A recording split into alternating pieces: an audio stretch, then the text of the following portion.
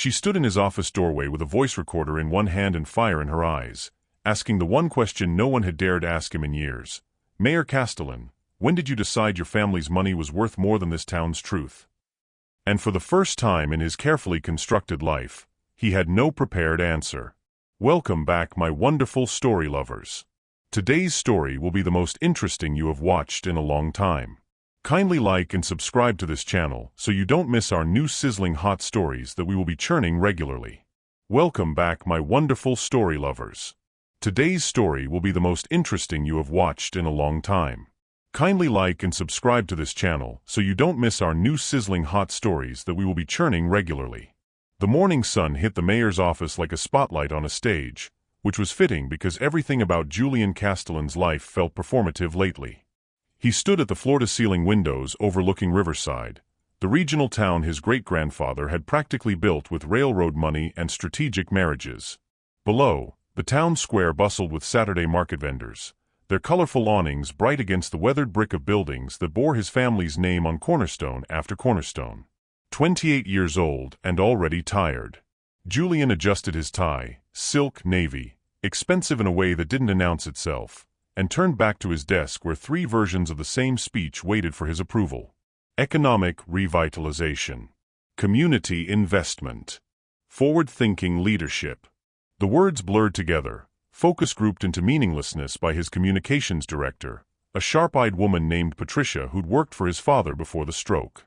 The blue folder, Patricia said without looking up from her tablet. She sat in the leather chair across from his desk, her gray suit impeccable, her patience with him thinning daily. It polls best with the demographics we need for re-election. I'm not up for re-election for 2 years. Which is exactly when you should start caring. She glanced at him over her reading glasses. Your approval ratings are slipping in the southern districts. They think you're out of touch. I am out of touch, Julian said, the honesty surprising them both. I grew up in a house with more bathrooms than most families have rooms. Patricia's expression didn't change. Then don't say that out loud. He picked up the blue folder, but didn't open it. Through the window, he could see the old Carson Mill on the edge of town, its windows dark, its parking lot empty for 3 years now. 60 jobs lost when it closed. He'd been mayor for only 6 months then, fresh from a graduate degree in public policy, and completely unprepared for the grief in the faces of men and women who'd worked the same machines their parents had worked. We should do something about the mill, he said quietly. We've discussed this. The environmental cleanup alone would cost. I know what it would cost.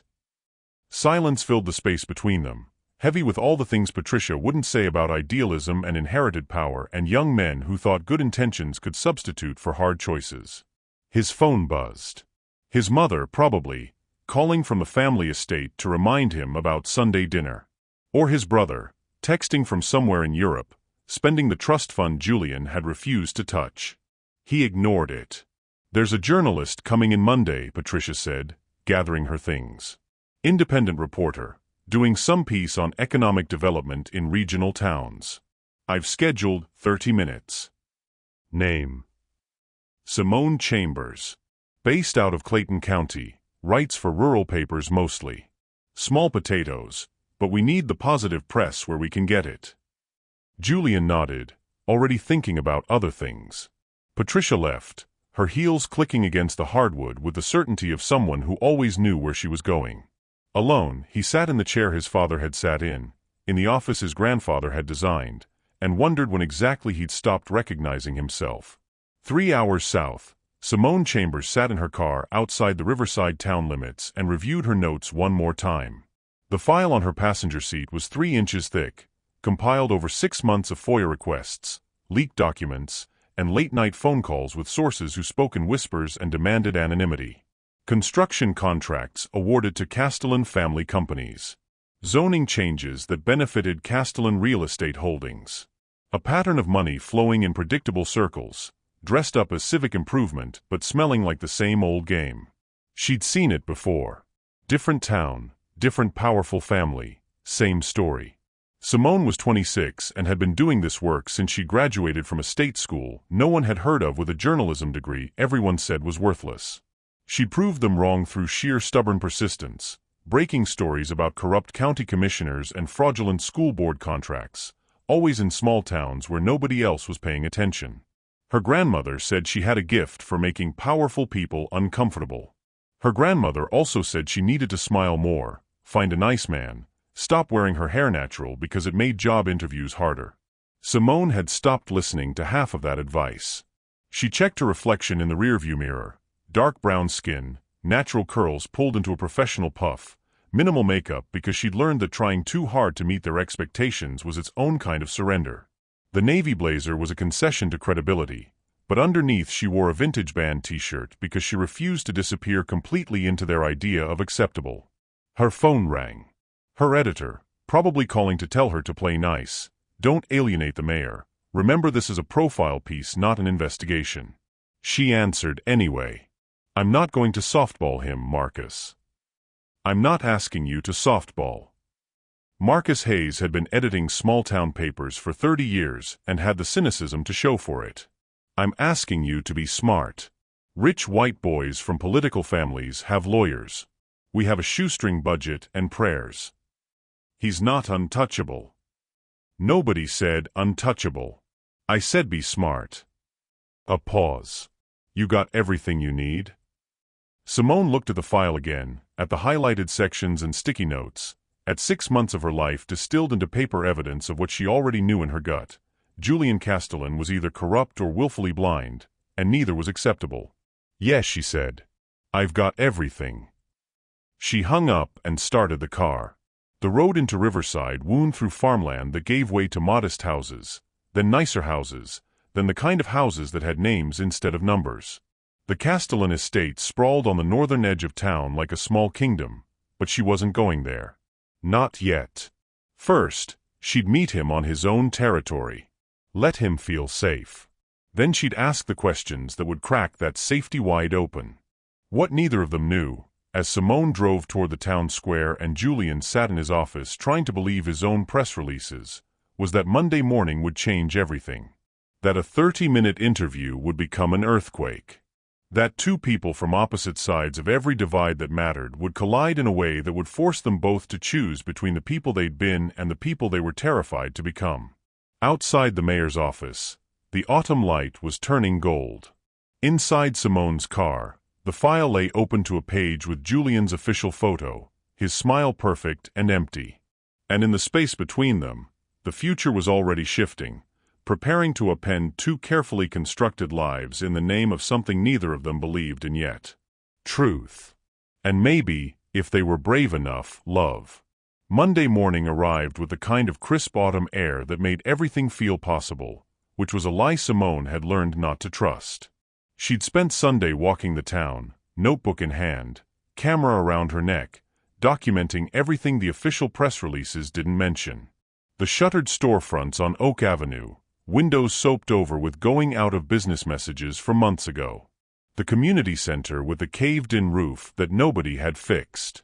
The playground equipment in the public park, rusted and missing swings, while 3 blocks away the private academy Julian had attended gleamed behind wrought iron gates. 2 towns in one. The brochure version and the truth. Now she stood in the marble lobby of Town Hall, a building that looked more like a mansion than a government office, because it had been a mansion once, the original Castellan family home, donated to the town in a display of generosity that came with naming rights in perpetuity. Everything here was a performance of benevolence that obscured extraction. Ms. Chambers. A woman in her 50s approached, all business efficiency and carefully maintained politeness. I'm Patricia Voss, the mayor's communications director. He's ready for you. Simone followed her up a curved staircase, past portraits of previous mayors, all men, mostly Castellans, their faces blurring together in a parade of inherited authority. She counted 2 women in the entire gallery, stuck in the corner near the restrooms like afterthoughts. Patricia's heels clicked a rhythm that said, "Hurry up, don't waste time. 30 minutes means 30 minutes." They reached a door with a brass nameplate, Mayor Julian Castellan. Patricia knocked twice and opened it without waiting for an answer. "Your interview," she announced, then to Simone, 30 minutes. I'll be right outside if you need anything. The subtext was clear. If you step out of line, I'll know. Simone entered. The office was exactly what she'd expected, and somehow worse. Old money trying to cosplay as public service. The desk was mahogany, the chairs leather, the rug probably worth more than her car. But what caught her attention was the man standing at the window, his back to her, shoulders tense under a suit that fit too well to be off the rack. He turned, and for a fractured second, Simone forgot why she'd come. Julian Castellan was handsome in person in a way his official photos hadn't captured.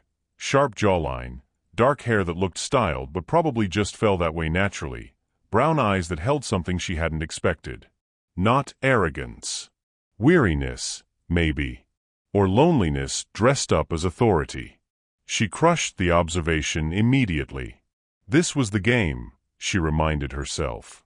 Rich, powerful men who looked like they belonged in cologne ads, who smiled with calculated charm while their families built empires on other people's backs. Ms. Chambers. He extended his hand. Thank you for coming. His handshake was firm but not aggressive, and he let go at exactly the right moment. Not too quick, not too long. Practiced. Everything about him was practiced. Mayor Castellan. She set her recorder on his desk without asking permission. Do you mind if I record this? Not at all.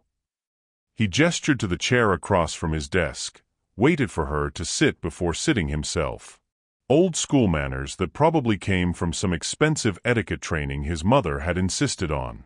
Simone pulled out her notebook, clicked her pen, and watched him settle into the role he was supposed to play. Accessible leader, friend to the common citizen, man of the people despite the trust fund and the family name on half the buildings in town. I appreciate you making time, she started, voice neutral, professional. I'm doing a piece on economic development in regional towns, how leadership responds to challenges like factory closures, population decline. The Carson Mill. He said it before she could. You want to know why it's still sitting empty? She met his eyes. Among other things. It's complicated. Things usually are when powerful families are involved. The words hung between them like a challenge. Patricia would have smoothed it over, redirected to talking points. Julian just looked at her with those tired eyes and said, yes, they are. Simone felt something shift, not much, but enough to notice. He wasn't deflecting yet. She pressed forward. You've been mayor for 3 years. In that time, your family's construction company has been awarded 4 major town contracts totaling $8.3 million. The zoning board, which you appoint, has approved 3 developments on land your family either owns or has financial interest in. Some people might call that a conflict of interest. She watched his face carefully. This was the moment they usually turned cold, threatened lawsuits, ended the interview. The moment the mask dropped and she saw what they really were. Julian was quiet for a long time. When he spoke, his voice was lower, stripped of the political polish. Some people would be right to call it that. Simone's pen stopped moving. Excuse me. My family has been intertwined with this town for 4 generations. Every decision I make, someone can draw a line back to Castellan money or Castellan interests. I've tried to recuse myself to create distance, but the truth is, he stopped, seemed to be deciding something. The truth is the system was built this way. By my great-grandfather, then my grandfather, then my father. I inherited it. Inheriting it doesn't make you innocent. No. He looked directly at her, and she saw something raw there, something unguarded. It doesn't. The admission hit her like cold water. She'd prepared for defensiveness, for entitled dismissal, for all the ways powerful men protected themselves from accountability. She hadn't prepared for this, for honesty that sounded like surrender. Why are you telling me this? She kept her voice steady, journalistic, even as her heart rate picked up.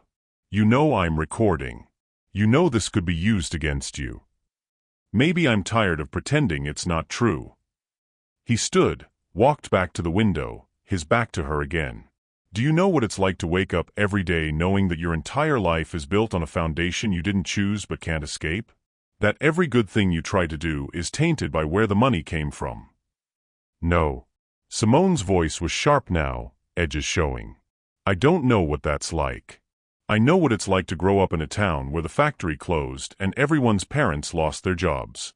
I know what it's like to watch my mother work 3 jobs because people like your family decided profit margins mattered more than people's lives. I know what it's like to be told I should be grateful for scraps from tables I helped build but will never sit at. He turned to face her, and the look on his face wasn't anger. It was something worse, recognition. Understanding. The thing she couldn't let herself feel because understanding was how they got away with it, how they made you complicit in your own exploitation. You're right, he said quietly. And I'm sorry. Sorry doesn't fix the mill. Sorry doesn't bring back those 60 jobs. Sorry doesn't. She stopped herself, realizing she was standing now too, her professional distance shredding. You don't get to apologize your way out of this. I know. Then what do you get to do, Mayor Castellan? Sit in your office feeling guilty while people suffer? Is that supposed to be noble? The question came out harder than she'd intended, loaded with every ounce of rage she'd been carrying for years, not just at him, but at every version of him she'd encountered. Every powerful person who performed remorse while changing nothing.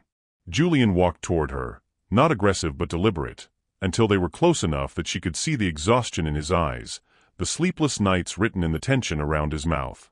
I don't know, he said, and his voice cracked on the admission. I don't know what I'm supposed to do. I've tried to make changes. I've tried to push back against the board, against my family's interests, but I'm one person in a system designed to protect itself. And maybe that's just an excuse.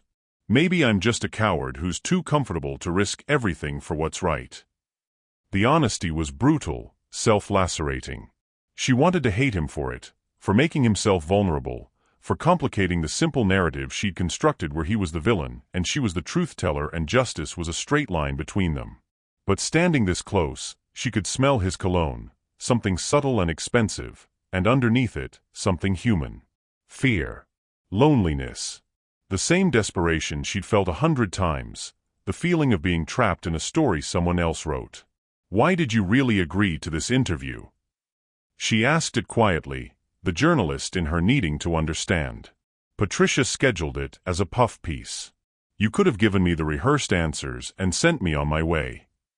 Because, he stopped, searching for words. Because when she said your name, I looked you up. I read your work. That piece you did on the school board embezzlement in Clayton County, the one that got 2 people indicted. You don't write puff pieces. You write the truth, even when it costs you. Especially when it costs me. I know. He smiled, sad and small. I think part of me wanted someone to finally ask the questions no one else will.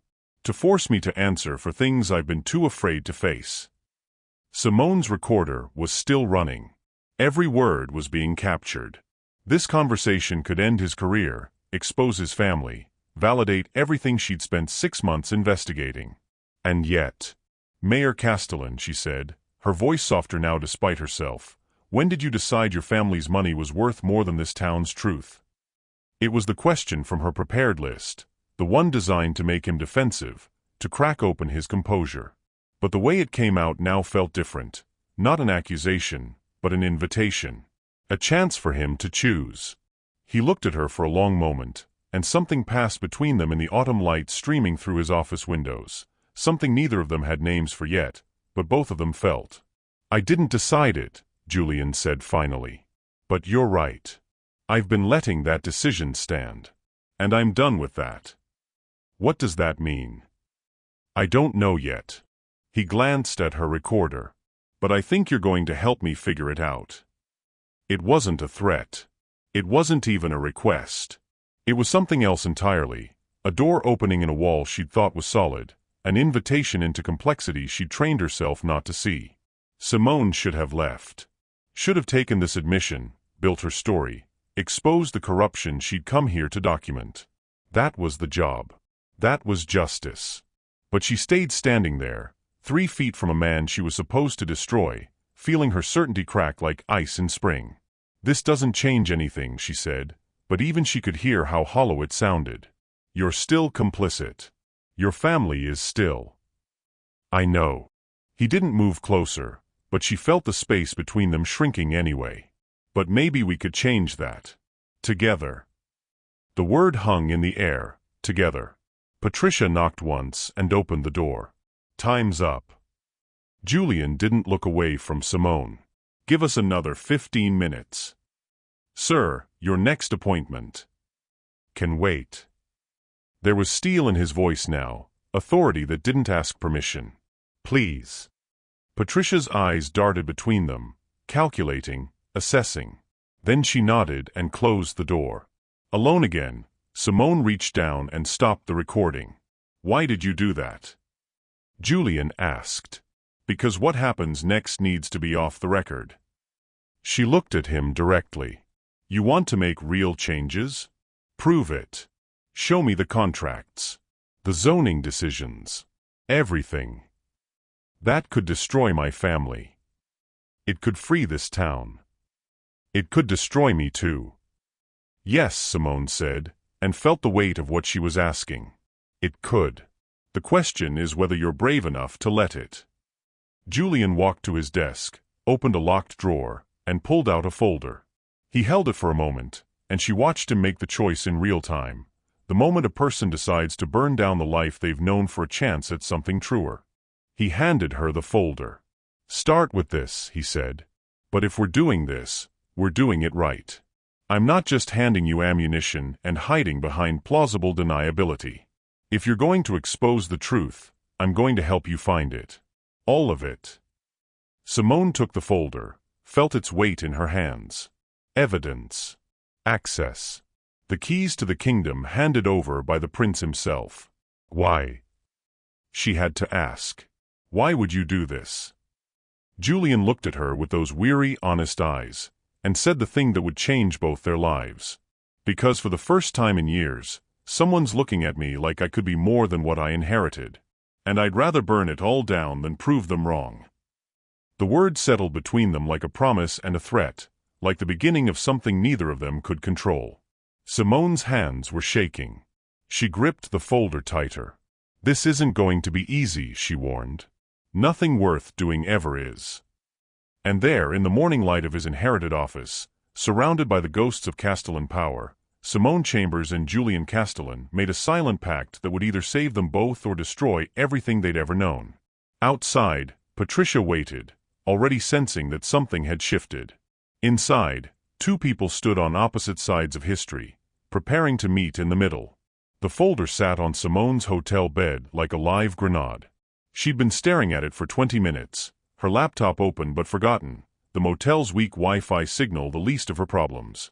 The Green Valley Inn was the cheapest place in Riverside, $49 a night, coffee machine in the lobby that dispensed something technically brown but spiritually unrelated to actual coffee, and walls thin enough that she could hear her neighbor's television through the decades-old wallpaper. She'd stayed in worse places chasing stories. But she'd never felt like this, caught between exhilaration and dread, holding evidence she'd spent 6 months trying to obtain, handed to her by the person she was supposed to be investigating. It felt wrong. Too easy. Like a trap. Simone reached for her phone, pulled up Marcus's number, then set it down again. What would she even say? "The mayor just gave me everything we need, but I think he might actually mean it?" That sounded insane. That sounded like every cautionary tale about journalists who got too close to their subjects, who confused access with truth, who let charm and good intentions cloud their judgment. She opened the folder instead.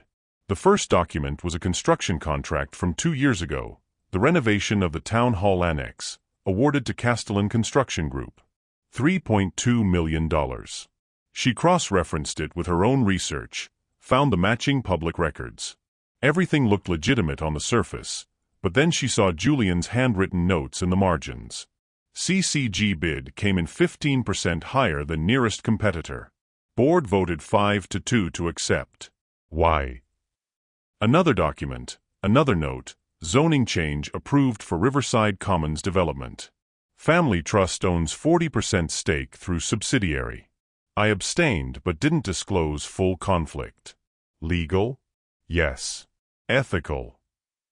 Page after page of his internal questioning, his documented doubt, his careful cataloging of every decision that benefited his family while he sat in the mayor's office and let it happen. This wasn't evidence of active corruption. This was evidence of complicity through silence.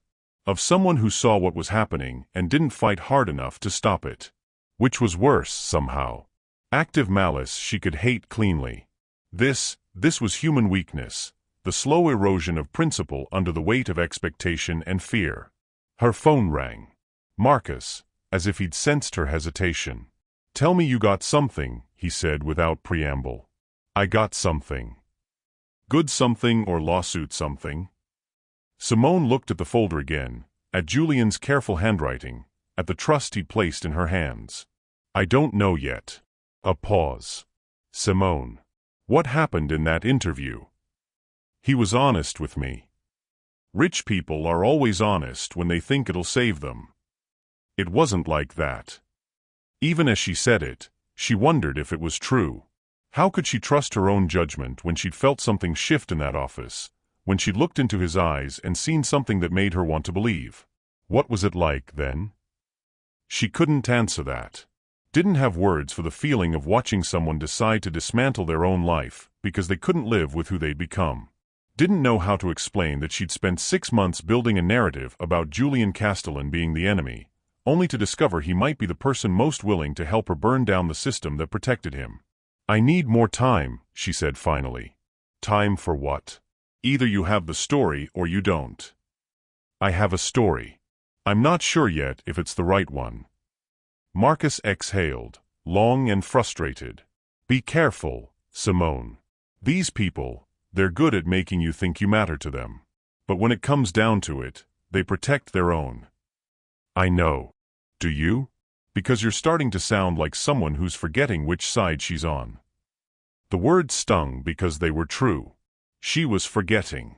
Or maybe she was remembering something she tried to forget, that the world wasn't always as simple as oppressor and oppressed, that sometimes people could be trapped by their circumstances even when those circumstances looked like privilege. "I'll call you in a couple days," she said, and hung up before he could argue. Across town, Julian sat in his childhood home, not the estate where his mother still lived, but the smaller house on Maple Street that his grandmother had left him, the only piece of Castellan property that felt like his rather than his family's. Patricia had called 3 times. His mother twice. The town council president once, asking pointed questions about why he'd extended an interview that was supposed to be a simple PR exercise. He'd ignored them all. Instead, he sat at his grandmother's old kitchen table with a glass of bourbon he wasn't drinking and the weight of what he'd just done settling over him like snow. He'd given Simone Chambers ammunition.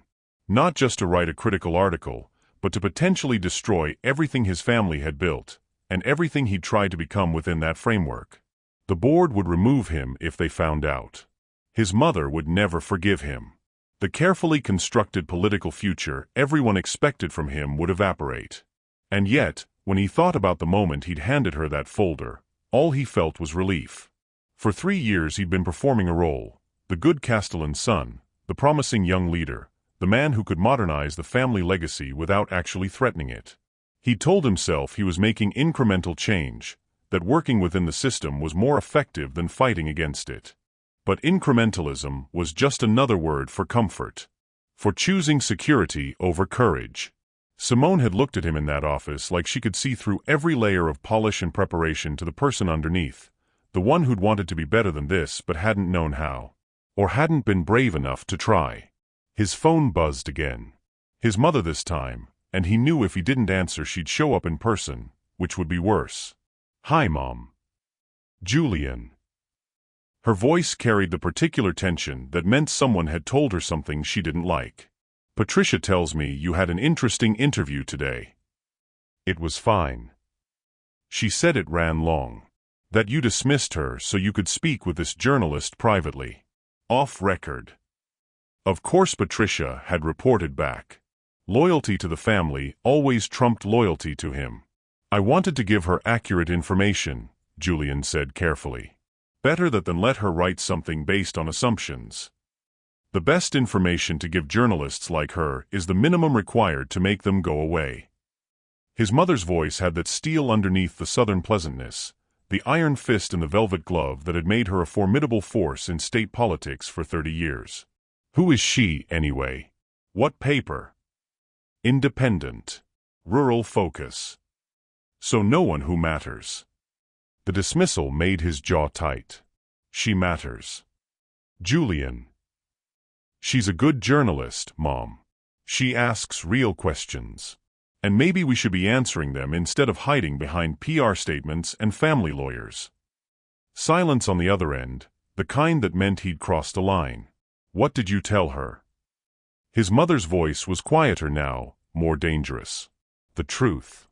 Whose truth? The one Patricia carefully constructed, or your version, the one where you flagellate yourself for being born into this family? Maybe they're the same thing. They're not, and you know it. This family has done tremendous good for this town. Your great-grandfather built railroads with exploited labor and union-busting tactics. I know the history, Mom. All of it, not just the sanitized version. He heard her sharp intake of breath, the wound of disloyalty fresh and deep. You're just like your father was in his idealistic phase, she said finally.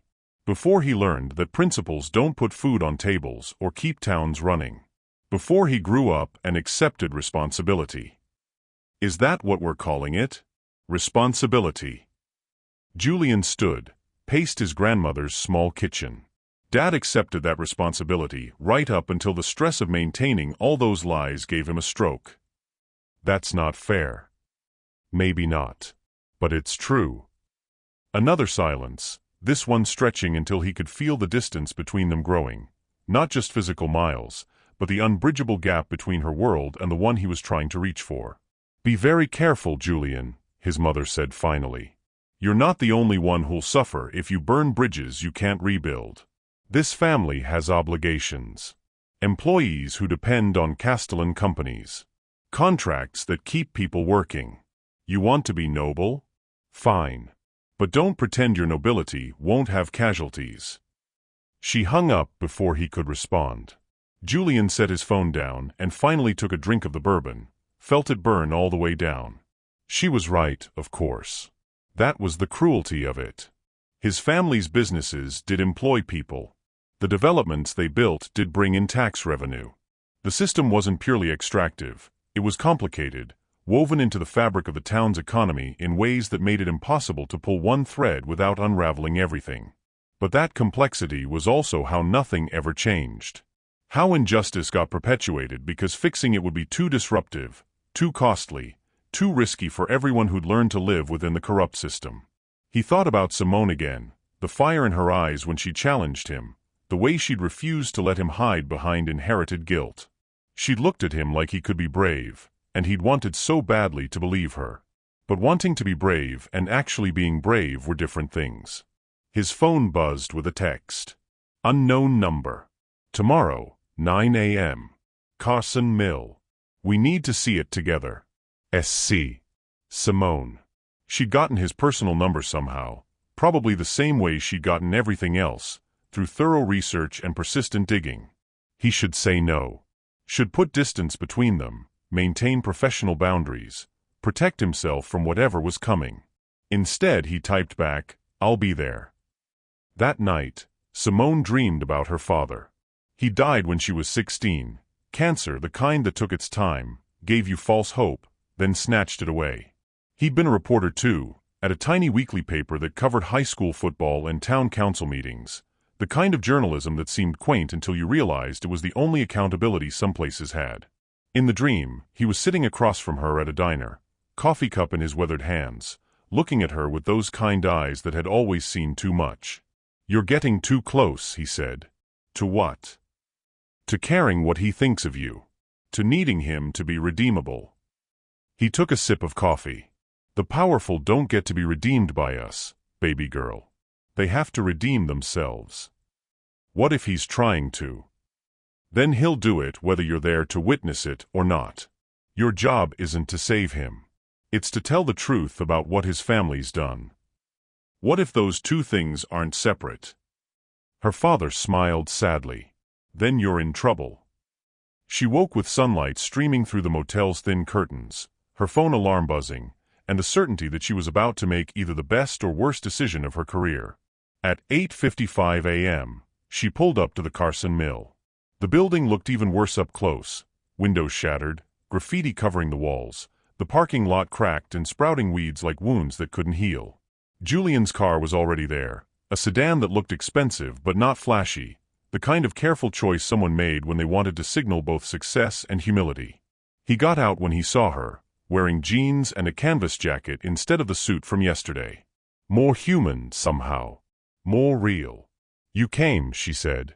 "I said I would." They stood there for a moment, the morning air cold enough to see their breath, the mill looming behind them like a monument to everything that had gone wrong. "Why here?" Julian asked. "Because this is where it all started. Your family owned the mill before it closed, right? We had a controlling interest. My grandfather sold it to the current owners 20 years ago, who ran it into the ground and walked away when it wasn't profitable anymore." Simone looked at the building. 60 jobs lost. 60 families who had to start over. And nobody from your family said a word about it. What could we have said? We didn't own it anymore. You could have bought it back. Invested in keeping it open.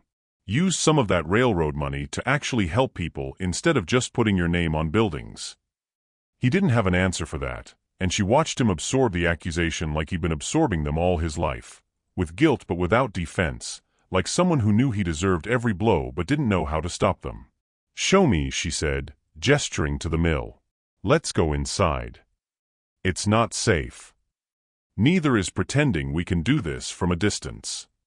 Julian looked at her for a long moment, then nodded.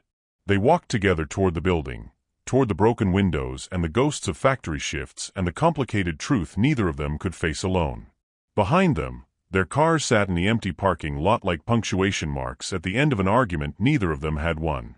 The mill's main entrance was chained shut, but someone had cut through the padlock months ago, squatters or vandals or teenagers looking for a place to drink away from adult eyes. Julian pulled the chain free and the door groaned open, releasing the smell of rust and abandonment. Inside, the air was thick with dust that caught the light streaming through broken windows like suspended time. The factory floor stretched out before them, massive and hollow, machinery long since stripped and sold for scrap.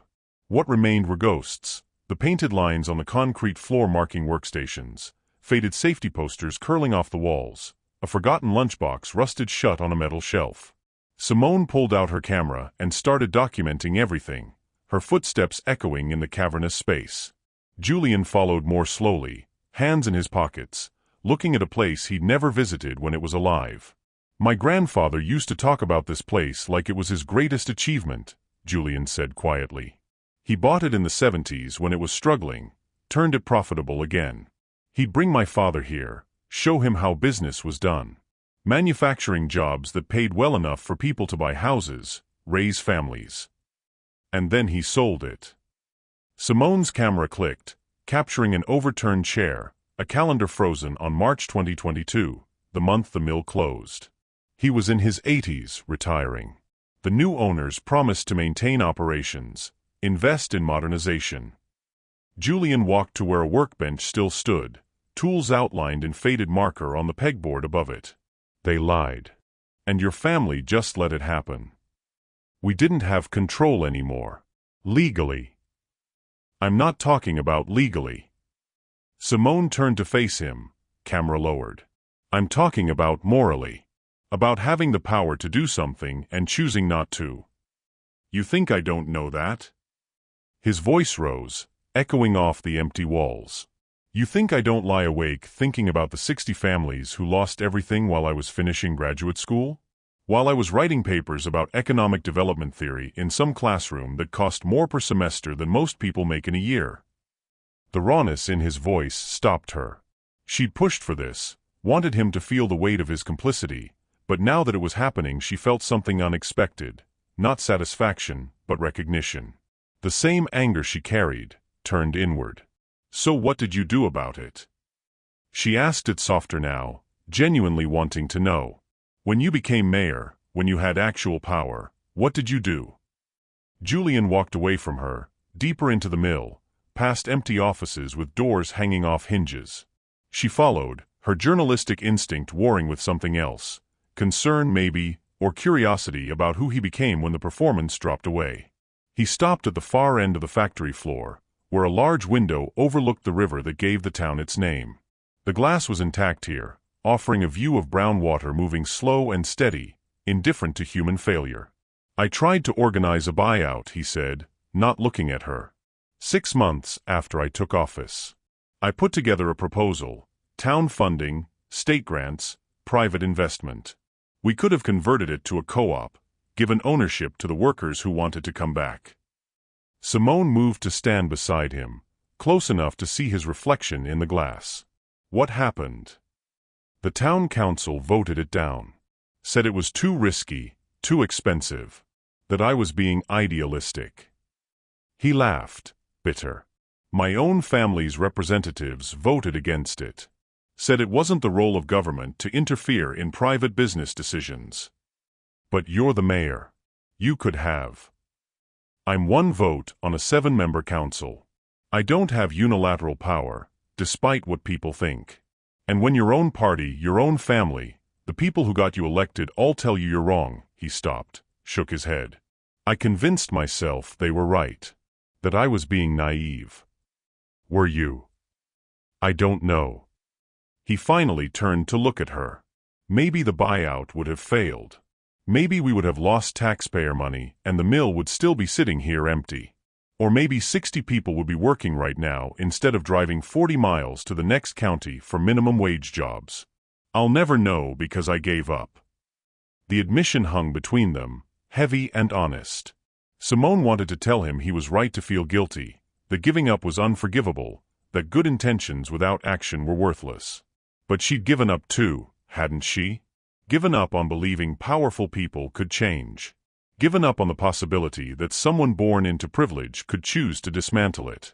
She'd armored herself in cynicism and called it wisdom. Why are you really doing this?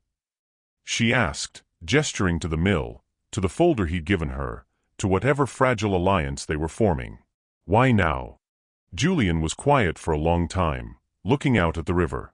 When he spoke, his voice was almost too quiet to hear. Because I'm 28 years old and I already feel like my life is over.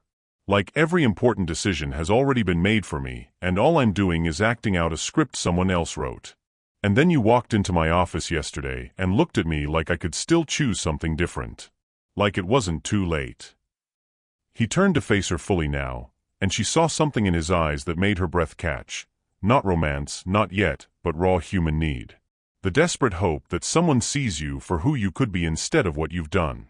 I don't know if I can fix this, he continued. Any of this. But I know that if I don't try, I'm going to wake up 20 years from now in my father's office, giving the same speeches, making the same compromises, and I'll have become exactly what I was afraid of. Simone should have said something professional, something that maintained distance. Instead, she heard herself say, I'm scared I already am what I was afraid of. What do you mean? I became a journalist because I wanted to change things. To hold powerful people accountable, to give voice to people who get ignored. But somewhere along the way it became about being right. About proving that people like you are irredeemable, that the system is hopeless, that nothing ever gets better. She looked down at her camera, at all the evidence of failure she'd been documenting. It's easier than believing change is possible and might require me to be wrong about everything. The word surprised her, this honesty she hadn't planned to offer, this vulnerability that felt dangerous with someone she was supposed to be investigating. Julian moved closer, not touching but near enough that she could feel the warmth of him in the mill's cold air. What if we were both wrong? He said it like a question, like a hope. What if it's not about being irredeemable or perfectly righteous? What if it's just about being brave enough to try something different? That sounds naive. Maybe. Or maybe cynicism is just fear with a graduate degree. Despite everything, Simone laughed, a real laugh that echoed through the empty mill, surprising them both. Julian smiled, and it transformed his face, made him look younger and more uncertain and somehow more real than the polished mayor in his mahogany office. "We should get out of here," she said, suddenly aware of how isolated they were, how easy it would be to forget why they'd come. The floor could be unstable. "Wait." Julian pulled out his phone. "Before we go, I want to show you something." He pulled up a document, handed her the phone. It was an email chain from 8 months ago, Julian arguing with the town council about environmental cleanup funding for the mill, pushing for immediate action, being shut down repeatedly. "I didn't just give up after the buyout failed," he said as she read. "I've been fighting them on this for 2 years. Trying every angle I can think of. They block me at every turn. Why didn't you tell me this yesterday?" "Because it feels like making excuses. I'm still sitting in that office. I'm still benefiting from my family's money. What does it matter that I tried if nothing changed?" Simone handed back his phone, her mind working.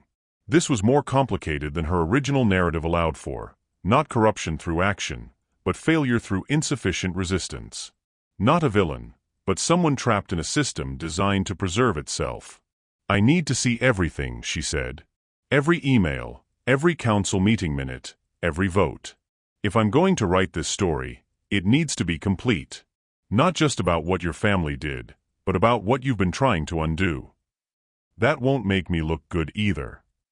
"No, but it'll be true." She met his eyes. "Isn't that what you wanted? The truth?" "Yes." He said it without hesitation. "Even if it destroys me." A sound from the front of the mill made them both freeze. Footsteps, voices.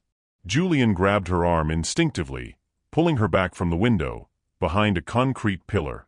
"Said they saw someone go in here," a man's voice echoed through the space. "Could be those damn kids again." "Or could be that nosy reporter," a second voice replied. "Patricia said she's been asking questions all over town." Simone's heart hammered. She looked at Julian, whose face had gone pale. "That's Dave Hutchins," he whispered. "Council president. The other one is Frank Morrison. He sits on the zoning board." "What are they doing here?" "I don't know. But if they find us together, it'll look like I'm compromising the investigation." Or worse, Simone thought. It would look like exactly what her editor had warned about, a journalist getting too close to her subject. They pressed against the pillar, barely breathing, as the footsteps came closer. Through a gap in the concrete, Simone could see the two men, both in their 60s, both wearing the kind of casual clothes wealthy men wore when they wanted to look working class but couldn't quite pull it off. "Did Patricia say what the reporter was after?" Morrison asked. "Same thing they're always after. Dirt on the Castellans, proof of corruption, something to make them look important." Hutchins kicked at some debris. "Julian's too soft. His grandfather would have shut this down before it started. The boy's idealistic. He'll learn. Or he won't, and we'll replace him. There's always another Castellan who wants the job." They moved past the pillar, their voices fading as they walked toward the offices. Julian's jaw was tight, his hand still on Simone's arm, gripping hard enough that she could feel his pulse racing through his fingers. She should have pulled away. Should have maintained professional distance. Instead, she found herself leaning closer, their shoulders touching, sharing body heat in the mill's cold air. "We need to see what they're doing here," she whispered. "Are you crazy? If they catch us." "They won't. Come on." She moved before he could stop her, staying low, using the old machinery and support pillars for cover. Julian followed, his expensive shoes too loud on the concrete floor, completely unsuited for stealth. Despite the danger, Simone felt a thrill run through her. This was what she lived for, getting close to the truth, risking something for the story. They reached the office area and pressed against the wall outside what used to be the plant manager's office. Through the broken door, they could hear Hutchins and Morrison talking. Definitely worth something. The land alone, once the environmental cleanup is done. Which won't happen if we keep blocking the funding. Morrison laughed. "Let it sit a few more years, get condemned by the county, then we can pick it up for pennies on the dollar." Julian keeps pushing for action. He's going to be a problem. Then we make sure he understands the cost of being a problem. Family business, reputation, political future, all of it can disappear if he doesn't fall in line. Simone glanced at Julian and saw the color drain from his face completely. This wasn't just about him. They were threatening everything. Morrison spoke again. The Castellan name has protected this town's interests for 4 generations. We're not going to let one idealistic kid destroy that because he feels guilty about being born rich. What about the reporter? Let her write her little article. By the time it comes out, she'll be back in whatever county backwater she came from, and everyone here will have forgotten about it. We've weathered worse scandals. Maybe we should apply some pressure. Make sure she understands that Riverside isn't friendly to outsiders who stir up trouble. The casual menace in Morrison's voice made Simone's blood run cold. This wasn't just political maneuvering, this was a threat. Julian's hand found hers in the darkness, squeezed once. When she looked at him, he was shaking his head, mouthing, "We need to leave." He was right. They'd heard enough, and staying longer only increased the risk of being caught. Simone nodded, and they began backing away slowly, carefully, every footstep a calculated risk. They almost made it. Simone's foot caught on a piece of broken machinery, sent it scraping across the concrete. The sound was like a gunshot in the quiet mill. What was that? Hutchins's voice, sharp and suspicious. Julian grabbed Simone's hand and ran. Behind them, footsteps pounded, Morrison shouting for them to stop. They burst through the mill's main entrance into sudden daylight, sprinting across the parking lot to their cars. "Follow me," Julian shouted. "I know a place they won't find us." Simone didn't question it. She jumped in her car, started the engine, and followed Julian's sedan as he peeled out of the parking lot, Morrison and Hutchins emerging from the mill just in time to see them disappear around the corner. Her heart was racing, adrenaline singing through her veins. In her rearview mirror, she could see Morrison on his phone, already calling someone. This had just gotten a lot more complicated. Julian led her out of town, down roads that got progressively smaller and more rural, until they pulled into a hidden driveway that led to a small cabin nestled in the woods. He parked and got out, gesturing for her to pull in beside him. When her engine cut off, the silence was overwhelming. "What is this place?" Simone asked, climbing out. "My grandmother's fishing cabin. Nobody knows about it except family, and they never come here anymore." Julian leaned against his car, trying to catch his breath. "We should be safe for a few hours at least." "Safe?" Simone laughed, slightly hysterical. "We just witnessed council members planning to profit off a condemned mill and threaten me into silence." "I know. They threatened you too. Your family, your career." "I know." Julian looked at her, and there was something new in his eyes, not fear but clarity. "Resolution. Which means we can't back down now. If we stop, they win. Everything stays broken." Simone walked to the edge of the clearing, looking out at the woods, trying to process what had just happened. She'd expected corruption, but not this blatant. Not threats made so casually, like destroying people's lives was just another Tuesday. "This is the story," she said quietly. "Not just what your family did in the past, but what's happening right now.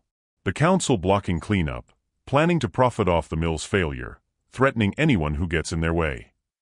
If you write this, they'll come after you. Let them." She turned to face him. "I'm not afraid of men like Morrison and Hutchins. I've dealt with worse." "Have you?" Julian pushed off his car, walked toward her. "Because these aren't just corrupt politicians. They're connected to every power structure in this region. They can make your life very difficult. And what's the alternative? We just let them win." "No." He was close now, close enough that she could see the determination replacing the fear in his eyes. "We fight them. Together. But we do it smart. We get everything documented, every conversation, every vote, every financial connection. We build a case so airtight they can't wiggle out of it. That could take weeks. Then it takes weeks." Julian reached out like he might touch her face, then seemed to think better of it, dropping his hand. I'm not going anywhere. Are you? Simone should have said yes. Should have taken what she'd learned, written her story, gotten out before things got messy. That was the smart play, the professional play. But standing there in the clearing, with Julian looking at her like she was the bravest person he'd ever met, with the truth finally within reach and the chance to actually change something, she couldn't walk away. No, she said. I'm not going anywhere. Good. He smiled, and it was the first smile she'd seen from him that looked entirely unguarded. Because I'm going to need someone to explain to me how investigative journalism actually works. Rule number 1. Don't get caught eavesdropping on the people you're investigating. Probably should have led with that. Despite everything, the danger, the complications, the way this had spiraled far beyond what either of them had intended, Simone laughed. Real and genuine, the kind of laugh that came from relief and absurdity and the strange intimacy of shared crisis. Julian laughed too, and for a moment they were just two people standing in a clearing, bound together by circumstances neither had chosen but both were starting to want. The moment stretched, charged with possibility and danger in equal measure. Then Julian's phone rang, shattering the spell. He looked at the screen, his face going serious. It's Patricia. She knows something. Don't answer it. If I don't, it'll look suspicious. He answered, putting it on speaker. Patricia. Where are you? Her voice was clipped, professional, but underneath Simone could hear the steel. Hutchins just called. He said he saw you and that reporter at the Carson Mill. I was showing her the site. She asked about the closure. I thought it would be good to. Don't lie to me, Julian. You're terrible at it. A pause. What are you doing? Julian looked at Simone, and in that look she saw him making the choice in real time, protect himself or commit fully to the path they'd started down together. My job, he said finally. For the first time in 3 years, I'm actually doing my job. Your job is to protect the interests of this town. No, Patricia. My job is to serve the people of this town. There's a difference. Silence on the other end. Then, you're making a mistake. Whatever she's promised you, whatever you think you're accomplishing, they'll destroy you for this. Maybe. But at least I'll be able to look at myself in the mirror. He hung up before she could respond. Simone stared at him. You just burned that bridge. Good. It was leading somewhere I didn't want to go anyway. The cabin stood behind them, small and weathered, a shelter from the storm they'd just kicked up. Julian pulled out a key, unlocked the door. We should get inside, he said. Figure out our next move. Are you hungry? I think there's some canned soup in the pantry. Canned soup. Simone shook her head, following him inside. An hour ago, I was having a professional interview. Now I'm hiding in a cabin with the mayor, eating canned soup, planning to expose town corruption. Is this not how your investigations usually go? Not even close. The cabin was small but comfortable, one room with a wood stove, a kitchenette, a threadbare couch that looked like it had survived several decades. Julian moved around the space with familiarity, lighting the wood stove, pulling out supplies. Simone sat on the couch and opened her laptop. Her hands were still shaking slightly from the adrenaline, but her mind was clear. This was it, the real story, bigger and more important than she'd imagined. And sitting across from her, stirring canned soup on a camping stove, was someone who just sacrificed everything to help her tell it. They were in this together now, for better or worse. Outside, the afternoon light was fading. Inside, two people from opposite worlds sat in a cabin that smelled like wood smoke and old memories, and began planning how to take down the system that had created them both. The soup was terrible, watery chicken noodle from a can that had probably been in the cabin since Julian's grandmother died 5 years ago. But they ate it anyway, sitting on opposite ends of the couch with Simone's laptop balanced between them, cross-referencing documents and building timelines while the wood stove crackled and the sun sank lower through the cabin's small windows. Here, Julian said, pointing to a zoning map he'd pulled up. This is the Morrison property, adjacent to the mill. If the mill gets condemned and the land sold off cheap, his property value increases significantly. He could develop it, flip it, whatever he wants. Simone added it to her notes, the pattern becoming clearer. And Hutchins. His construction company would get the contract for any cleanup or demolition. He's been pushing for demolition instead of renovation since the beginning. Julian rubbed his eyes, exhaustion evident. I can't believe I didn't see this before. You saw it. You just couldn't prove it. Or I didn't want to see it. Easier to think they were just being fiscally conservative than to admit they were actively profiting off the town's decline. Simone studied him in the fading light. He'd loosened his tie, rolled up his sleeves, and somewhere in the last few hours he transformed from the polished politician to something more human. She could see the exhaustion in the slope of his shoulders, the weight he'd been carrying. Can I ask you something? She said it carefully, journalist instinct warning her she was stepping into personal territory. Why did you really run for mayor? You could have done anything. Left town, built your own career somewhere your name didn't matter. Julian was quiet for a long time, staring at the wood stove's flames through the grated door. My father had his stroke 3 years ago, he said finally. I was in D.C., working at a policy think tank, building exactly the life you described. Independent, separate from Riverside, from the family legacy. I was happy, or I thought I was. He stood, walked to the window, his back to her. The day it happened, I flew home. Found him in the hospital, half his body paralyzed, struggling to speak. My mother was there, perfectly composed, already talking to lawyers about power of attorney and business continuity. My brother was in Milan, didn't even come home for 2 weeks. His voice went rough. And my father looked at me with these desperate eyes and managed to say one word, help. Simone set down her laptop, giving him her full attention. I thought he meant help with the medical decisions, or the family business. But that night, after my mother went home and the nurses dimmed the lights, he wrote something on a pad of paper. His handwriting was awful, barely legible, but I made it out eventually. Julian turned to face her. He wrote, "Don't become me." The words hung in the cabin's warm air, heavy with meaning. "Don't become him," Simone repeated softly. "The man who built the system. The man who was destroyed by it." Julian came back to the couch, sat closer than before. My father was brilliant. Top of his class at Yale Law, could have done anything. But he chose to come back to Riverside, to manage the family businesses, to sit on the boards and make the decisions that kept Castellan money flowing. And every year I watched him become more tired, more cynical, more trapped by obligations he couldn't escape. So you came back to break the cycle. I came back to try. Ran for mayor thinking I could change things from the inside. Reform the system instead of fighting it. He laughed bitterly. Turns out the system doesn't want to be reformed. Simone understood that feeling too well, the idealism that ran headfirst into institutional resistance, the slow erosion of hope under the weight of how things have always been done. My father died too, she heard herself say. 6 years ago. Cancer. Julian looked at her, waiting, not pushing.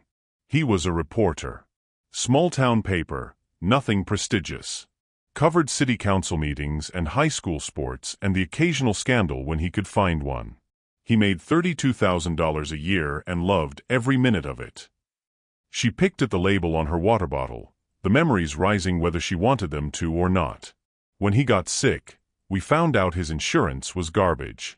All those years working for that paper, and they'd kept him at part-time status so they wouldn't have to provide real benefits. The treatments cost more than he'd make in 5 years. We lost the house, my mother had to take 3 jobs, and through all of it he kept saying it was worth it because he'd told the truth. Her voice cracked on the last word. Julian moved closer, his knee touching hers on the couch, warm and solid. The last story he worked on was about a county commissioner taking bribes from a developer. He had all the evidence, everything documented perfectly. But the paper wouldn't run it, said it was too risky, they couldn't afford a lawsuit. He died with that story unfinished, knowing the commissioner was still in office, still corrupt, still untouchable. Simone. I became a journalist to finish what he started. To prove that telling the truth matters, that people like that commissioner, like Morrison and Hutchins, she stopped herself, but he heard what she didn't say. Like me, Julian finished quietly. Like the Castellans.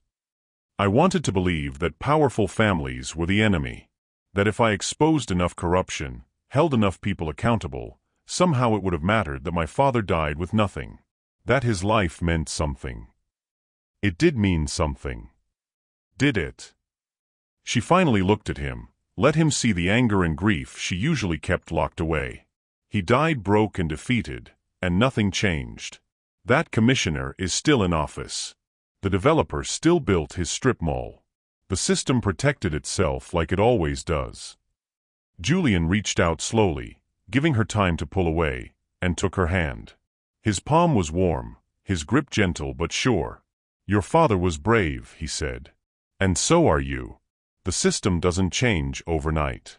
It changes because people like him, and you, refuse to stop trying. Even when it costs them everything. That's what I'm afraid of. The admission escaped before she could stop it. That I'll end up like him, righteous and broke and defeated, having sacrificed everything for principles that don't actually change anything. Is that what you think? That he was defeated? He died with his story unfinished. No. Julian squeezed her hand. He died having raised a daughter who's finishing it. Not just his story, but all the stories. You're not trying to make his life matter, Simone. You're proving it already did. The words cracked something open in her chest, some defensive wall she'd built between herself and the grief she'd been carrying. Tears burned behind her eyes and she blinked them back furiously, refusing to break down in front of him. But Julian had already seen it. He pulled her closer, not romantic but human, offering comfort without asking for anything in return. After a moment's resistance, she let herself lean into him, just for a second, just long enough to remember what it felt like to not carry everything alone. I have something I need to show you, Julian said after a minute, pulling back. He reached for his phone, pulled up photos. I haven't looked at these in years. Couldn't stand to. But I think you need to see them. He handed her the phone. The first photo was old, the colors faded with time, a factory floor, full of workers, all smiling for the camera. The Carson Mill in its heyday. My grandfather took these in 1985, Julian said, when the mill was at its peak. He was so proud of it. Used to tell me that this was what the Castellan name meant, prosperity for everyone, not just our family. Simone scrolled through the photos. Workers at their stations. A Christmas party in the break room. A retirement celebration. Regular people, working jobs that let them build lives. Then the photos jumped forward in time, became more recent. Same mill, empty. For sale signs. The closure announcement. My grandfather died 6 months before they closed the mill, Julian continued. He never knew what would happen to it. My father knew, though. He tried to convince the new owners to keep it running, even offered to buy it back, but they refused. Said it wasn't profitable enough. They wanted the land, not the business. The last photo was different, a young man maybe 22, standing in front of the empty mill, his face a mixture of anger and heartbreak. That's you, Simone said. Summer after my junior year of college. I came home and saw it closed. Went there every day for a week, just staring at it, trying to understand how we let this happen. How my family, with all our money and power, couldn't save 60 jobs. He took the phone back, looked at his younger self. That's when I decided to go into public policy. Thought if I studied hard enough, got the right degrees, learned the right frameworks, I could come back and fix everything my family had broken. His laugh was hollow. Turns out knowing what's wrong and having the power to fix it are two different things. Simone's mind was working, pieces clicking together. This wasn't a story about straightforward corruption or clear villains. It was messier than that, inherited guilt, good intentions undermined by systemic forces, young people trapped by the choices of previous generations. Show me everything, she said. Every photo, every document, every attempt you've made to change things. If I'm going to write this story, it needs to be complete. Not just about corruption, but about why it's so hard to fight, even for people who want to. Julian nodded slowly. It won't make me look good. It'll make you look human, which is more important. He began pulling up files on his phone, showing her the paper trail of his failed attempts at reform. Budget proposals that got shot down. Environmental cleanup initiatives that never made it past committee. A detailed plan for converting the mill to affordable housing that the council rejected without discussion. They don't want solutions, he said. They want everything to stay exactly as it is, with them profiting off the dysfunction. Then we show people that. Simone opened a new document on her laptop. We show the whole truth, what your family built, what went wrong, and what happens when someone tries to fix it. The personal cost of trying to do the right thing in a corrupt system. That sounds like it could be about both of us. She looked at him, really looked at him, and saw her own fears and hopes reflected back. Two people from opposite sides of power, both trapped by histories they didn't choose, both trying to find a way forward that didn't require them to betray themselves completely. Maybe it is, she said softly. The cabin had grown dark while they talked, the wood stove's flames casting shifting shadows on the walls. Outside, full night had fallen, stars visible through the windows in a way they never were in cities. It felt like they were the only two people in the world, suspended in this moment of shared vulnerability. Julian's phone buzzed. He glanced at it, his expression darkening. What is it? My mother. She's heard about the mill. About Patricia's call. She wants me to come to the estate immediately for a family meeting. He looked up at Simone. They're going to try to shut this down. Whatever we're doing, they're going to make me stop. You don't have to go. If I don't, they'll come here. And I don't want them knowing about this place. It's the only space I have that's truly mine. Simone understood that, the need for one place that wasn't contaminated by family expectations or professional obligations. Her apartment was like that, small and cheap but entirely hers. I should come with you, she said. That's a terrible idea. Probably. But if they're going to threaten you, they should have to do it in front of a witness. Someone who'll write down exactly what they say. Julian looked at her like she just offered to walk into fire with him, which maybe she had. They'll eat you alive, he warned.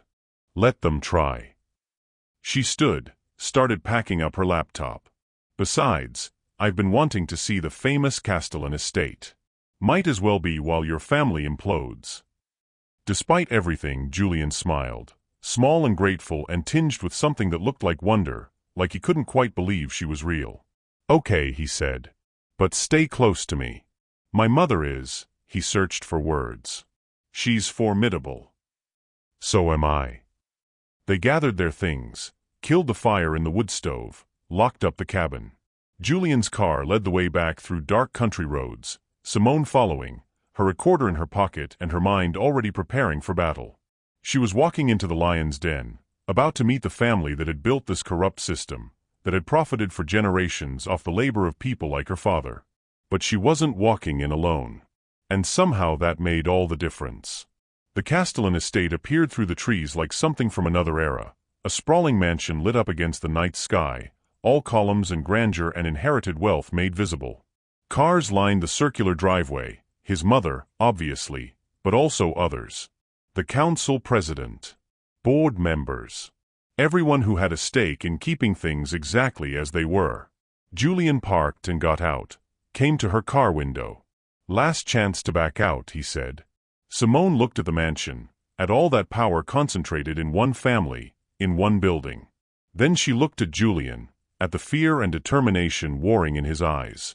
Not a chance, she said, and got out to stand beside him. Together, they walked toward the light. The front door opened before they reached it, revealing a woman in her early 60s who looked like she'd been carved from marble and refined by decades of wielding power in pearls. Eleanor Castellan stood in the doorway with the posture of someone who'd never doubted her right to every space she occupied, her silver hair perfectly styled, her cream suit immaculate even at 9 in the evening. Her eyes swept over Simone with the kind of assessment that missed nothing and forgave less. Julian, she said, her voice smooth as silk over steel. I wasn't aware you'd be bringing a guest. Mom, this is Simone Chambers, the journalist I told you about. I'm aware of who she is. Eleanor's smile didn't reach her eyes. Ms. Chambers. How unexpected. I thought you'd returned to whatever county you came from. The dismissal was elegant but unmistakable.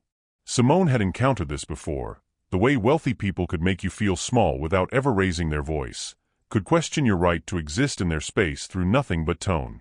Clayton County, Simone said evenly. And no, I'm still working on my story. Your son has been very helpful. Something flickered in Eleanor's expression, anger maybe, or fear dressed up as control. I'm sure he has. She stepped aside. Well, since you're here, you might as well come in. Though I should warn you, this is a private family matter. Nothing that involves the mayor's office is entirely private, Simone countered. It's all public interest. Eleanor's lips thinned, but she said nothing, just led them through a foyer that looked like a museum. Marble floors, a crystal chandelier that probably cost more than Simone's car, paintings that were definitely original and possibly famous. Everything was beautiful and cold, more about displaying wealth than creating warmth. They passed through hallways lined with more family portraits, Castellans going back generations, all of them looking stern and entitled and utterly convinced of their place in the world. Simone felt Julian tense beside her, his jaw tight. This wasn't just his childhood home, it was a shrine to everything he was trying to escape. Eleanor led them to a library that was straight out of a period drama, floor-to-ceiling bookshelves, leather furniture, a fireplace big enough to stand in. Waiting inside were 5 people, all of whom Simone recognized from her research. Patricia stood by the window, arms crossed, her expression unreadable. Dave Hutchins sat in an armchair by the fire, drink in hand, looking like a predator waiting to strike. Frank Morrison was there too, along with 2 others, board members, both with ties to Castellan business interests. They all turned when Julian and Simone entered, and the temperature in the room dropped 10 degrees. You brought her here, Hutchins said, not bothering to hide his contempt. Are you out of your mind? Everyone in this room has been making decisions about my career and this town without me, Julian said, his voice steady. I figured it was time to level the playing field. This isn't a game, Julian. His mother moved to stand near the fireplace, commanding the room's attention without effort. You've put yourself and this family in a very precarious position. Good. Maybe it's time we were precarious. Eleanor's eyes flashed, but she maintained her composure. Ms. Chambers, I'm going to be direct with you. What exactly do you think you've uncovered here? Simone pulled out her notebook, flipped to a marked page. Evidence that council members have been deliberately blocking environmental cleanup at the Carson Mill to depress land values, with the intent to purchase or develop that land for personal profit. Evidence that contracts have been awarded based on personal relationships rather than merit. Evidence of a system designed to concentrate wealth and power in the hands of a very few families, at the expense of everyone else in this town. The silence that followed was absolute. That's quite an accusation, Morrison said finally. Based on what? Speculation? Hearsay. Based on documents your mayor provided. Council meeting minutes. Financial records. FOIA requests that show a pattern of behavior going back years. Simone met his gaze steadily. And based on what I heard you and Hutchins say this morning at the mill, when you thought no one was listening. Hutchins sat forward, his face reddening. You were spying on a private conversation. In a public building that you accessed without authorization, Simone shot back. But please, tell me more about privacy violations. Enough. Eleanor's voice cut through the rising tension. She turned to Julian. Is this true? Did you give her confidential town documents? I gave her public records that should have been easily accessible but were deliberately buried. And yes, I showed her documents that prove what I've been saying for 2 years, that this council is more interested in protecting personal interests than serving the town. You had no right. I have every right. I'm the mayor. My job is to serve the people of Riverside, not to protect a corrupt system that's been failing them for decades. Your job, Patricia interjected, her voice cold, is to maintain the stability and reputation of this town's government, which you're currently destroying. No. I'm revealing what was already destroyed. There's a difference. Eleanor moved closer to her son, and Simone saw something beneath the anger, genuine fear, maybe even love, twisted up with control and expectation. Julian, you don't understand what you're doing. This family has obligations. People who depend on Castellan businesses for their livelihoods. Contracts that keep this town running. If you tear all that down in some misguided attempt at redemption, then maybe we'll finally have to build something better. Julian's voice cracked slightly, emotion breaking through. Don't you see, Mom? This system, the one grandfather built, that Dad maintained, that you're all trying to force me to protect, it's killing this town. Slowly, invisibly, but just as surely as if we were burning it down ourselves. That's dramatic nonsense, and you know it. Is it? 60 people lost their jobs at the mill. How many of them had to leave town to find work? How many families were destroyed? And we just let it happen because it wasn't profitable enough to save them. He gestured around the library, at all the wealth on display. Look at this place. Look at what we have. And then drive 10 minutes south and look at the neighborhoods where people can't afford to fix their roofs. That's the system you're asking me to protect. And what's your alternative? Hutchins stood, his voice rising. Tear it all down? Expose everyone? You'll destroy business confidence, chase away investment, make things worse for the very people you're claiming to help. Or, Simone said quietly, you could stop profiting off dysfunction and actually serve the public good. Radical idea, I know. Morrison turned on her. You think you understand how things work here? You're an outsider, coming in with your notebook and your righteous indignation, thinking you can fix everything with an article. This town was here long before you arrived, and it'll be here long after you leave. Maybe. But at least people will know the truth about who's been running it. The truth, Eleanor said with a bitter laugh. You want to talk about truth? The truth is that families like mine are the only thing keeping towns like Riverside alive. The Castellans employ 300 people directly and hundreds more through contracts and development. We pay more in taxes than half this town combined. We donate to schools, to hospitals, to every charity that asks. And this is how we're repaid? With accusations and betrayal. Mom. No, Julian. Let me finish. Eleanor's composure was cracking now, real emotion showing through. I have watched you struggle with this your entire life. This guilt over being born into privilege, this need to apologize for everything our family built. Your father had it too, and it nearly destroyed him. I won't watch you do the same thing. Dad was destroyed by keeping secrets, not by telling the truth. Your father was destroyed by stress and obligation and the weight of trying to be perfect for everyone. The same weight you're putting on yourself now. The pain in her voice was real, and Simone felt an uncomfortable sympathy stirring. This wasn't just about corruption and power, it was about a mother trying to protect her son, even if her methods were completely wrong. Julian's face softened slightly. I know you're trying to protect me, but I can't keep living like this. Pretending everything's fine when it's not. Making compromises that eat away at who I am until I don't recognize myself anymore. And what happens when this article comes out? Patricia asked. Have you thought about that?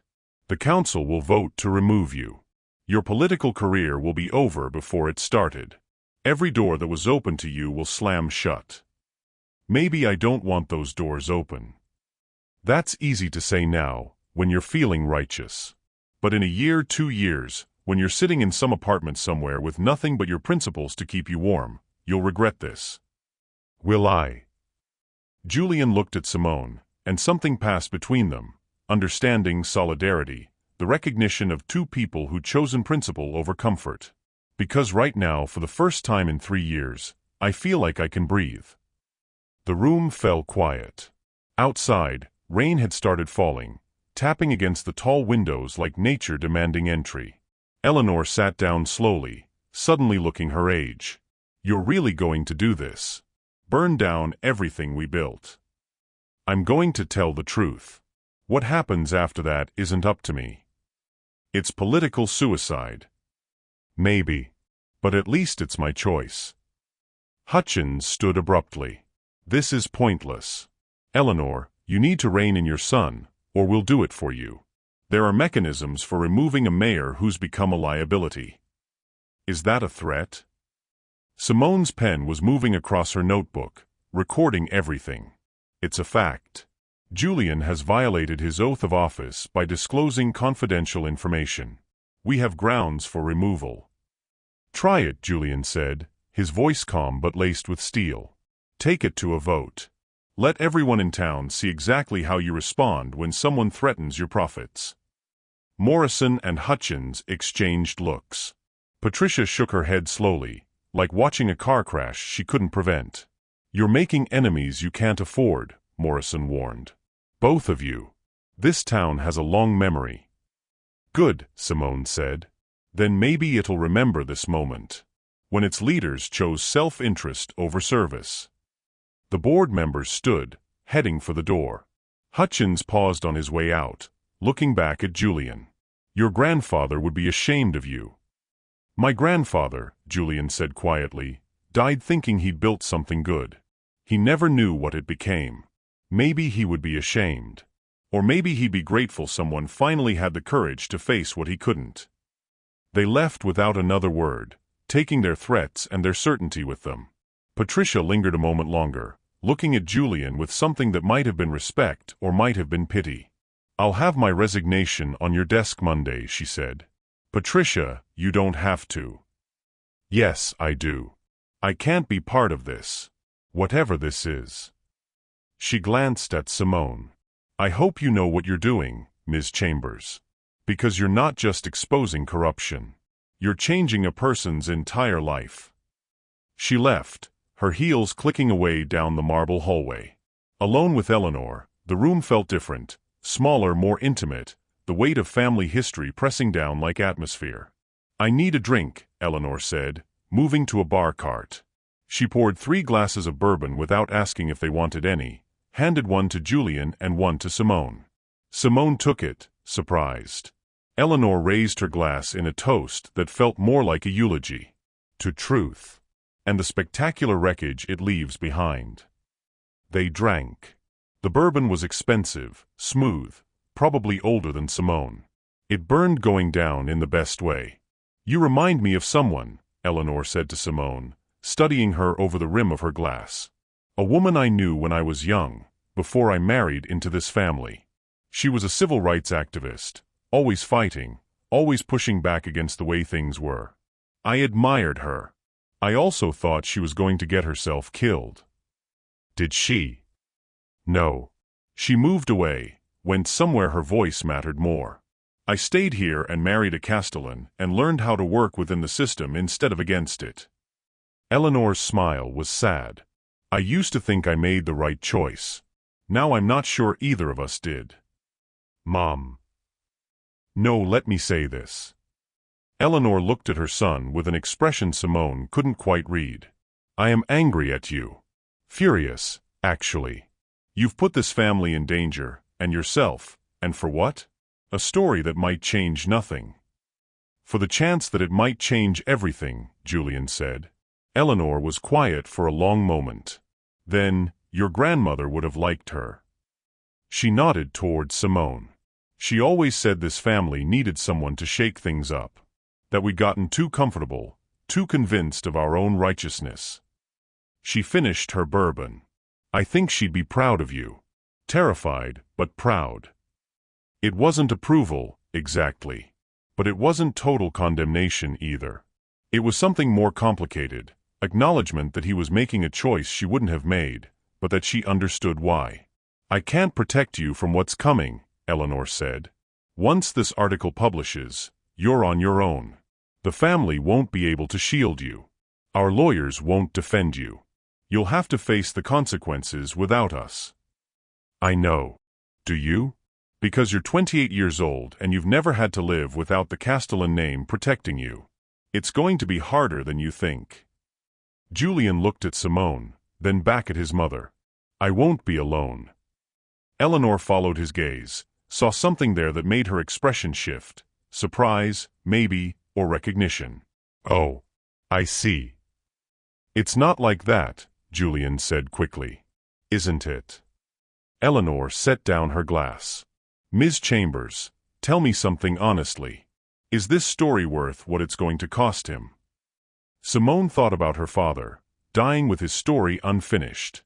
About all the people she'd interviewed over the years who'd been failed by systems designed to protect the powerful. About Julian, handing her a folder that could destroy him because it was the right thing to do. "I don't know," she said honestly. "But I think not telling it would cost more." Eleanor studied her for a long moment, then nodded slowly. "Then I suppose you'd better make it a damn good story. If my son is going to sacrifice everything, at least let it matter." She walked to the door, paused with her hand on the frame. "Julian, you're welcome to stay here tonight. Both of you. There are plenty of guest rooms, and it's late. Despite everything, you're still my son." "Thanks, Mom." After she left, the library felt cavernous. Too much space, too much history, too much weight. Julian sank into one of the leather chairs, suddenly looking exhausted. "Well," he said, "that went about as well as could be expected." Simone sat across from him, the notebook she'd been clutching finally relaxing in her hands. "Your mother is terrifying. She's been managing powerful men for 40 years. It's her superpower." He rubbed his face. "I'm sorry. You shouldn't have had to sit through that." "Are you kidding? That was incredible. Not in a fun way, but in a now I understand where you came from way." She looked around the library, at all the leather-bound books that probably no one read, the art that was investment first and beauty second. "This place, it's beautiful and suffocating at the same time." "That's exactly what it is." Julian stood, walked to the window.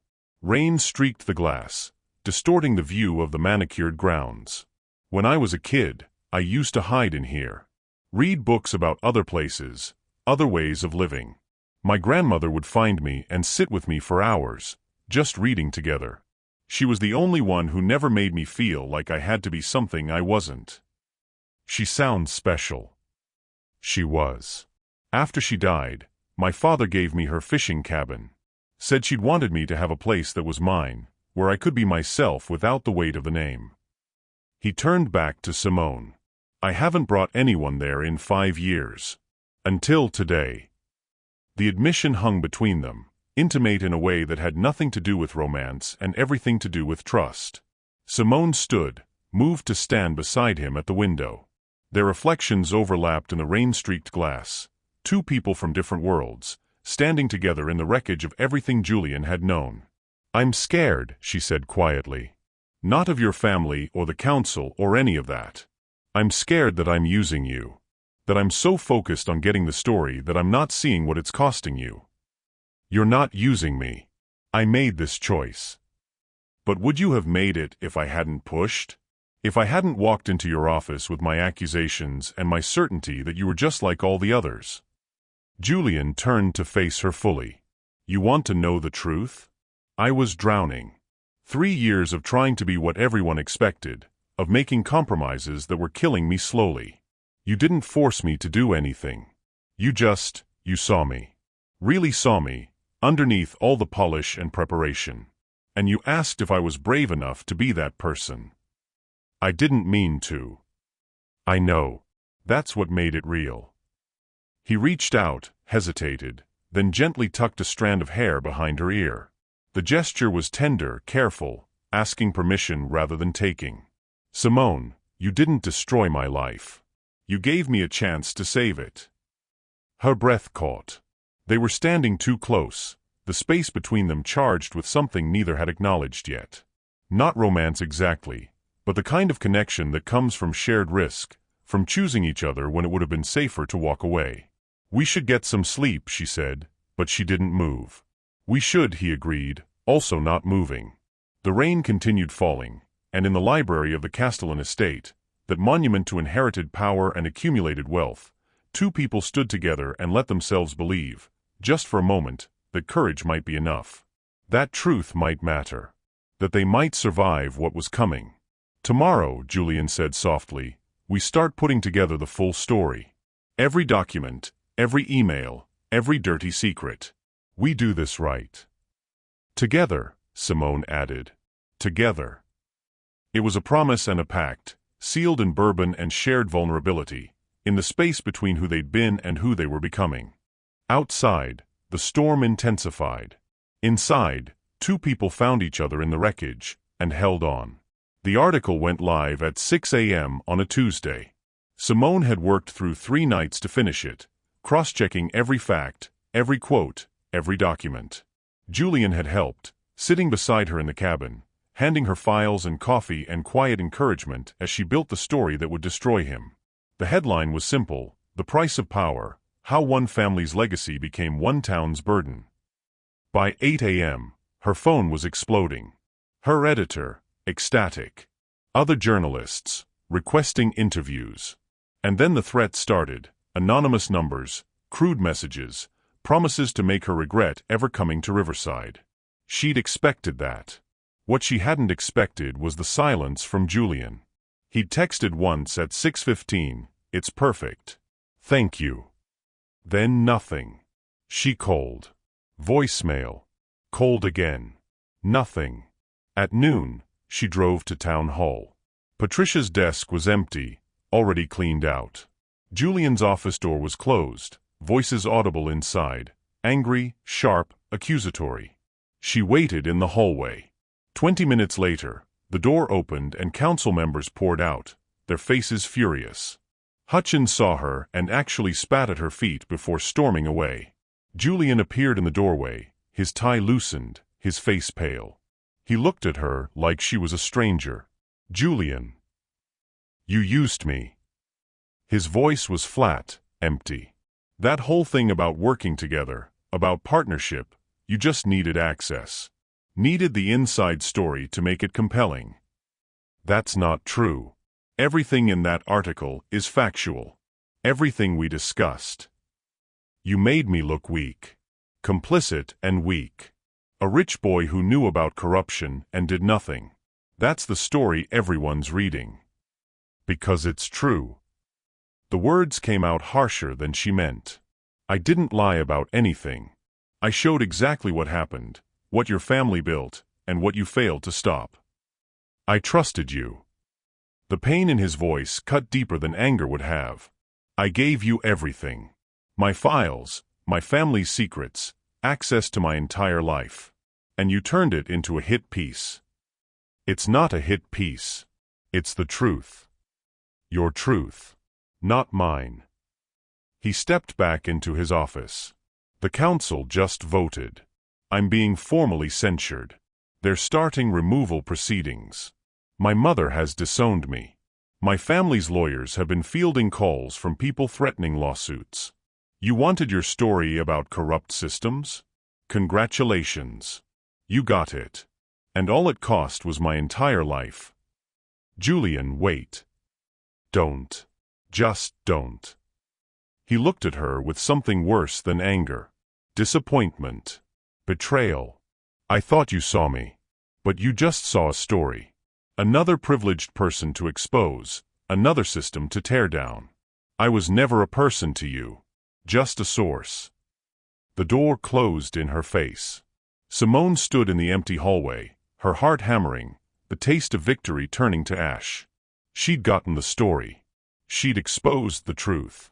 She'd done exactly what she'd set out to do. So why did it feel like she just lost everything that mattered? Her phone buzzed. Marcus, calling to congratulate her. She let it ring.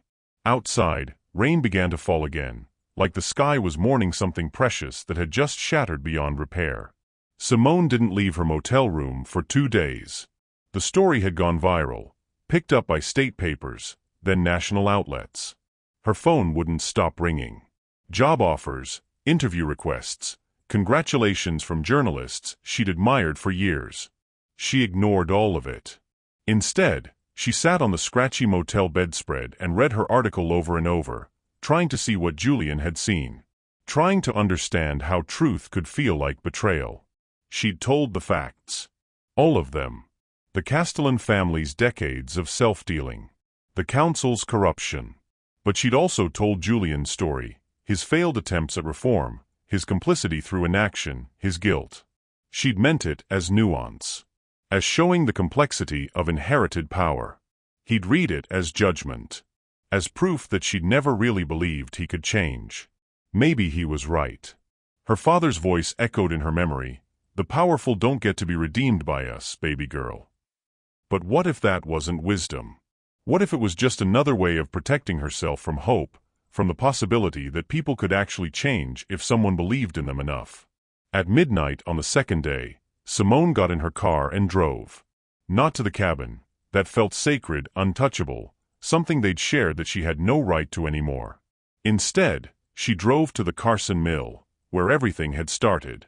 Julian's car was already there. He was inside, sitting on the factory floor in the darkness, a flashlight beside him casting long shadows. "You came," he said without looking up. "I came." She sat down a few feet away, leaving space between them. "I'm sorry." "For what? Telling the truth? You did your job." "No. I'm sorry for forgetting that truth without compassion is just cruelty. For being so focused on exposing the system that I forgot you're a person, not just a symbol of everything wrong with it." Julian was quiet for a long moment. "The council finalized the removal vote this morning. I'm no longer mayor." "Julian. And you know what's strange? I feel lighter. Like I've been carrying this weight my entire life and someone finally cut the rope." He looked at her. "My mother called. She's not speaking to me, but she wanted me to know that Castellan Construction just announced they're donating the mill property to the town. Full environmental cleanup funded by the family trust. Conversion to community space and affordable housing." Simone's breath caught. She did that. She said if we're going to publicly humiliate the family anyway, we might as well make it count for something. He smiled slightly. "I think that's her version of being proud of me. The article did that. Your story did that. Our story." Julian moved closer. "I was angry. I said things I didn't mean. You told the truth, and the truth was hard to hear. But it needed to be heard.